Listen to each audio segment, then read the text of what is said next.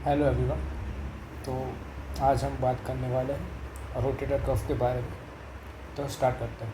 तो शोल्डर का जो मस्कुलोक्यूटेंडिनस कफ या रोटेटर कफ है वो एक फाइब्रस शीथ है जो 4 टेंडन से बनता है। ये टेंडन्स जॉइंट कैप्सूल के साथ ब्लेंड हो जाते हैं और कैप्सूल को एक्स्ट्रा स्ट्रेंथ देते हैं। मतलब शोल्डर जॉइंट के चारों तरफ एक प्रोटेक्टिव टेंडन रिंग बन जाती है। ये कफ बनाने वाली मसल स्कैपुला से ओरिजिनेट होती है और ह्यूमरस के लेसर और ग्रेटर ट्यूबरकल्स पर इंसर्ट होती है। यानी स्कैपुला से ह्यूमरस तक जाकर ये जॉइंट को पकड़ कर रखती है। रोटेटर कफ की 4 मसल हैं: सबस्कैपुलारिस, सुप्रास्पाइनेटस, इंफ्रास्पाइनेटस और टेरेस माइनर, जो कि हम इस डायग्राम में देख सकते हैं। ये देखो कौन कौन सी बोली हमने। सबस्कैपुलारिस, तो यहाँ पे आपको एक तो सुप्रास्पाइनेटस देखने को मिल रही है, ठीक है। उसके बाद है ये रही सबस्कैपुलारिस, उसके बाद है इंफ्रास्पाइनेटर और ये है टेरेस माइनर, ठीक है। तो ये 4 मसल आपको यहाँ पे देखने को मिलती है। एक और डायग्राम अगर मैं आपको दिखाना चाहूँ तो ये रहा इंफ्रास्पाइनेटस, टेरेस माइनस, स्कैपुलारिस और सुप्रास्पाइनेटस, ठीक है। आगे बढ़ते हैं।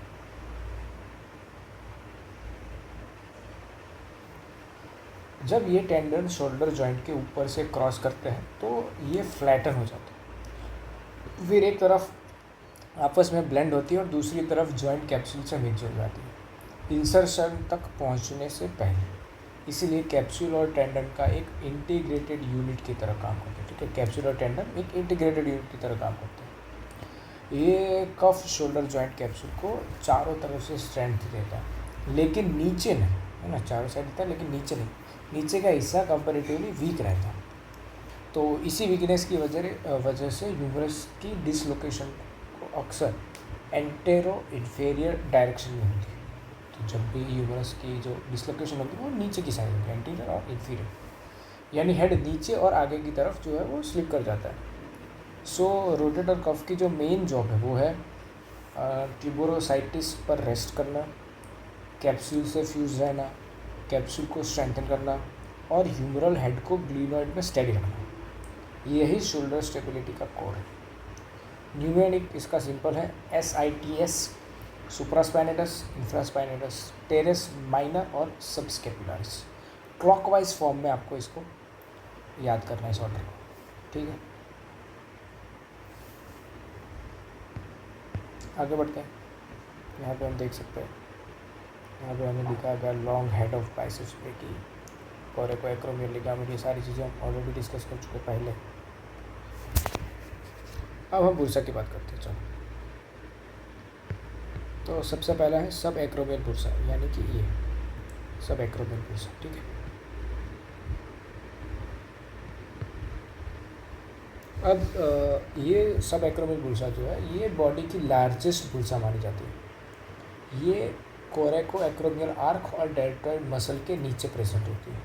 बुरसा के नीचे सुप्रास्पाइनेटस टेंडन और ह्यूमरस का ग्रेटर ट्यूबरकल होता है, यानी बुरसा इन स्ट्रक्चर्स के बीच में कुशनिंग देने का काम करती है। आपको एबडक्ट करते समय ये बुरसा बहुत इंपॉर्टेंट होती है क्योंकि मोशन स्मूथ बनाती है। पहले तो ये सुप्रास्पाइनेटस टेंडन को एक्रोमियल प्रोसेस के फ्रिक्शन से बचाती है, और जब आपको ओवरहेड एबडक्ट करते हैं तो ग्रेटर ट्यूबरकल एक्रोमियल के नीचे से पास करता है। इस मूवमेंट को बुरसा जो है वो ईजी बनाती है ताकि रबिंग कम हो। अब हम बात करते हैं सुप्रास्पाइनेटस टेंडाइनाइटिस, पेनफुल आर्क सिंड्रोम भी इसे हम कहते हैं, ठीक है। इसमें आपको एबडक्ट करते समय पेन एक खास रेंज में होता है, लगभग 60 डिग्री से 180 डिग्री में। जब आप एबडक्ट करोगे तब आपको ये पेन होगा। रीज़न ये है कि सुप्रास्पाइनेटस टेंडन या फिर मसल जो है कोराकोएक्रोमियल आर्क और ग्रेटर ट्यूबरकल के बीच में इम्पिनेज हो जाती है, यानी कि पिंच हो जाती है, ठीक है। उसके बीच में पिंच हो जाती है। कौन? सुप्रास्पाइनेटस टेंडन या फिर सुप्रास्पाइनेटस मसल, कोराकोएक्रोमियल आर्क और ग्रेटर ट्यूबरकल के बीच में पिंच हो जाती है। और जैसे ही आपको फर्दर उठाने के लिए ह्यूमरस के लेटरल रोटेशन होती है तो ग्रेटर ट्यूबरकल कोराकोएक्रोमियल आर्क से दूर हो जाता है। और इससे जो है वो पिंचिंग कम हो जाती है। जब पिंचिंग हट जाती है ना, इम्पिंजमेंट, तो सुप्रास्पाइनेटस टेंडन पर प्रेशर नहीं रहता और फिर पेन भी खत्म हो जाता है। और यही पेनफुल आर्क का क्लासिकल पैटर्न। ठीक है, तो ये हमने सिट्स देखा। ठीक है, एसाइटिस। आगे बढ़ते हैं। तो आगे बढ़ने से पहले मैं थोड़ा रिवाइज करा देता हूँ कि शोल्डर स्टेबिलिटी का जो पूरा कॉन्सेप्ट है वो बहुत सिंपल है। Rotator cuff is equal to SITS muscle. ये कैप्सूल को चारों तरफ मजबूत करती है, नीचे से वीक रहती है, इसीलिए डिसलोकेशन कॉमनली इंटर और इन्फीरियर डायरेक्शन में रहती है। सब एक्रोमल बुरशा जो है वो फ्रिक्शन कम करती है। पेनफुल आर्क क्या है, 60 से 120 डिग्री में पेन मिलता है और लेटरल रोटेशन के बाद पेन कम हो जाता है। ठीक है, अब आगे बढ़ते हैं। आगे है हमारे पास इंटरमस्कुलर स्पेस। तो इसको समझने पहले हमें एक लैंडमार्क देखना होगा, ट्राइसेप्स ब्रेकाई का लॉन्ग हेड। ठीक है, ये स्केपुला के इंफ्राग्लेनर ट्यूबरकल से शुरू होकर अल्ना के ओलेक्रेनल प्रोसेस तक पूरे आर्म की लेंथ को कवर करता है। लॉन्ग हेड ह्यूमरस के मीडियल साइड पर चलता है।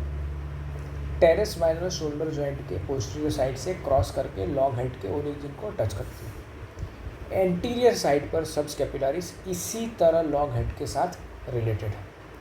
टेरेस मेजर भी लॉन्ग हेड को क्रॉस करके बाइसिपिटल ग्रूव पर जाती है और इन सब मसल के आपस में क्रॉस होने से पोटेंशियल स्पेस बनता है।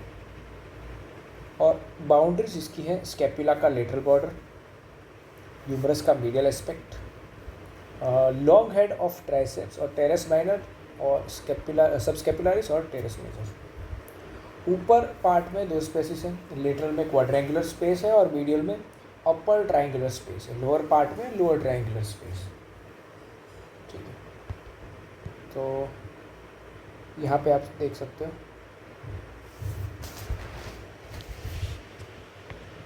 ये है अपर ट्रायंगुलर स्पेस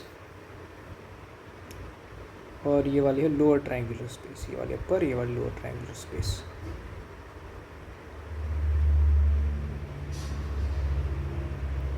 ठीक है,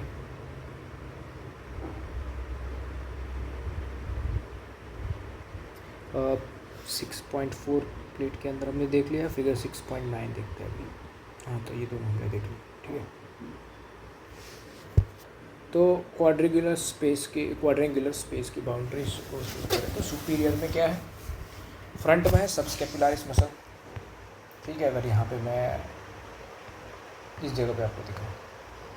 ठीक है, तो फ्रंट में जो है वो है सबस्केपुलारिस मसल। उसके बाद ये बाउंड्रीज हमारी कहाँ दी गई है, हमारी दी गई था। ठीक है, सबस्केपुलारिस इन फ्रंट। उसके बाद हमें दिया गया कि शोल्डर जॉइंट का कैप्सूल का लूज इन्फीरियर पार्ट और एक्रोमियल पोजीशन में कैप्सूल यही स्पेस में पड़ी रहती है। एब्डक्शन के दौरान कैप्सूल टाइट हो जाती है और पीछे की तरफ टेरेस माइनर का इन्फीरियर बॉर्डर। इन्फीरियर बाउंड्री जो है वो टेरेस मेजर का सुपीरियर बॉर्डर और मीडियल के अंदर तो लॉन्ग हेड ऑफ ट्राइसेप्स का लेटरल बॉर्डर। लेटरल में ह्यूमरस का सर्जिकल नेक। ठीक है, अभी जो डेल्टोइस और टेरेस माइनर को सप्लाई करती है वो है एक्सिलरी नर्व। ठीक है, अगर मैं आपको यहाँ पे दिखाऊँ तो ये रहे एक्सिलरी नर्व। ठीक है, दिख रहा है आपको, ये वाली है axillary nerve. Posterior circumflex humeral artery और वेन। ठीक है, वो हमें लिख के दिया गया है, posterior circumflex humeral vessels, artery और vein. Posterior circumflex humeral artery. ठीक है, यहाँ पे हम देख सकते हैं। अभी अगर हम बात करें अपर ट्रायंगुलर स्पेस की तो इसकी बाउंड्रीज में है superior inferior borders of the teres minor. Upper triangular space में सुपीरियर पे है टेरेस माइनर का इंफीरियर बॉर्डर, लेटरल साइड पे है लॉन्ग हेड ऑफ ट्राइसेप्स का मीडियल बॉर्डर और इंफीरियर साइड पे है टेरेस मेजर का सुपीरियर बॉर्डर। और इसके अंदर हमें क्या देखने को मिलता है, सर्कमफ्लेक्स स्कैपुलर आर्टरी। चलिए आप देख सकते हैं सर्कमफ्लेक्स स्कैपुलर आर्टरी। ये आर्टरीज टेरेस माइनर के ओरिजिन को बीच में काटती है और इंफ्रास्पाइनस फोसा पहुंचकर सब स्कैपुलर आर्टरी और ट्रांसवर्स सर्वाइकल आर्टरी के डीप ब्रांच से एनास्टोमोसिस बनाती है। ठीक है, अभी हम आगे बढ़ते हैं, बात करते हैं लोअर ट्रायंगुलर स्पेस की। तो लोअर ट्रायंगुलर जो स्पेस है उसका अपर ट्रायंगुलर स्पेस का डायगोनली ऑपोजिट हिस्सा है। मीडियल बाउंड्री है इसकी lateral border of the long head of the triceps brachii, मतलब कि long head of triceps brachii का लेटरल बॉर्डर। उसके बाद है लेटरल साइड ह्यूमरस का मिडिल बॉर्डर, सुपीरियर साइड पे है टेरेस मेजर का लोअर बॉर्डर। यहाँ पे हमें रेडियल नर्व देखने को मिलेगी, प्रोफंडा ब्राकी आर्टरी और वेन भी हमें देखने को मिलेगी। ठीक है, तो शोल्डर के 3 स्पेस है जो हमें याद करना है, क्वाड्रेंगुलर, अपर ट्रायंगुलर और लोअर ट्रायंगुलर। ठीक है, तो यहाँ पे हमने देख लिए। ठीक है, तो अपर क्वाड्रेंगुलर जो स्पेस है उसके अंदर जाएगा हमारा एक्सिलरी नर्व और posterior circumflex humeral artery. Upper triangular में जाएगा सर्कमफ्लेक्स स्कैपुलर आर्टरी और लोअर ट्रायंगुलर में जाएगा radial nerve plus profunda brachii. Boundary सब मसल से बनती है और नर्व या फिर आर्टरी इन्हीं से होकर गुजरती है। ठीक है, अभी आगे बढ़ते हैं। आगे हमारे पास है एक और वर्ड मैं आपको बता देता हूँ, एनास्टोमोस करना, मतलब joining arteries for collateral circulation, backup route बनाना। ठीक है, बैकअप रूट की हमने बात पहले की हुई है।